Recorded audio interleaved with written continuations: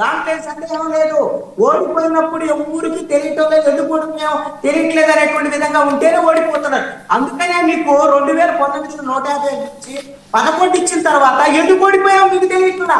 మీరు ఇది తెలుసుకోలేకపోతే మీ అప్రజాస్వామిక చర్యల విషయంలో మళ్ళీ మేము ఎలానే చేస్తామని చెబితే 11 నుంచి 1కి పడిపోతారేమో చూసుకోవాలా. 11 అని ఎందుకంటున్నారంటే మీరు 175కి పోవాలనుకున్నారు. 175 నుంచి 11 అంటే ప్రతిపక్ష హోదా ఇవ్వలేదు, ప్రజలు కర్రుగాల్చి వాత పెట్టారు జగన్మోహన్ రెడ్డికి, అందుకే 11 అని అంటున్నారు అనేటువంటి విషయాన్ని గుర్తు పెట్టుకోవాలి. ఇక నేను అడిగేది ఏంటంటే మాకు అరెస్టు భయం లేదు, మా ఇంట్లో కూడా భయం లేదు అని చెప్తున్నటువంటి కూటమికి సంబంధించినటువంటి వాళ్ళని నేను ఒకటి అడుగుతున్నా.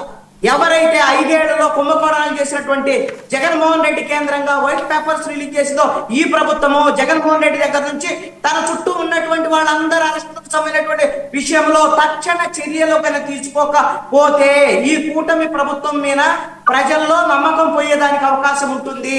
ఎవరో వెంకటరెడ్డి, శేఖర్ రెడ్డి వీళ్ళని కదా అరెస్ట్ చేయాల్సింది జగన్మోహన్ రెడ్డి. అదేవిధంగా జగన్మోహన్ రెడ్డి ఉన్నటువంటి చుట్టూ ఉన్నటువంటి కూటమికి సంబంధించినటువంటి కుంభకోణాలు ఉన్నాయని మీరు వైట్ పేపర్స్ రిలీజ్ చేశారు. ఆధారాలతో సహా అరెస్ట్ చేయాలి. పెద్దిరెడ్డి దగ్గర నుంచి, ద్వారంపూడి చంద్రశేఖర్ రెడ్డి దగ్గర నుంచి అందరినీ అరెస్ట్ చేయాలి. వైవి సుబ్బారెడ్డి దగ్గర నుంచి, కరుణాకర్ దగ్గర నుంచి. లేదు అని అంటే ఈ కూటమి ప్రభుత్వం మీద ప్రజలు విశ్వాసం కోల్పోయేదానికి అవకాశం ఉంటుంది.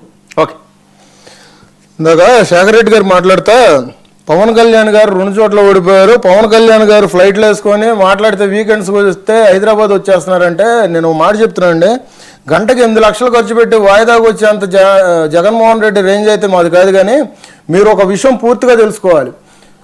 పవన్ కళ్యాణ్ గారు పూర్తిగా ఆయన ఫ్లైట్ ఖర్చులు, ఆయన స్వతహాగా ఆయన సొంత ఖర్చులు, సొంత నిధులతో పెట్టుకున్నారనే విషయం మీరు గుర్తుపెట్టుకోవాలి. ప్రతిసారి మీ అధికార ప్రతినిధులు ప్రతి డిబేట్ లోకి వచ్చి వినండి ప్రతిసారి మీ అధికార ప్రతినిధులు ప్రతి డిబేట్ లోకి వచ్చి పవన్ కళ్యాణ్ గారు మాట్లాడితే మాదాపూర్ నుంచి వినండియా, మీరు మధ్యలో మాట్లాడతారు, క్రాస్ చెకింగ్ చేయకండి.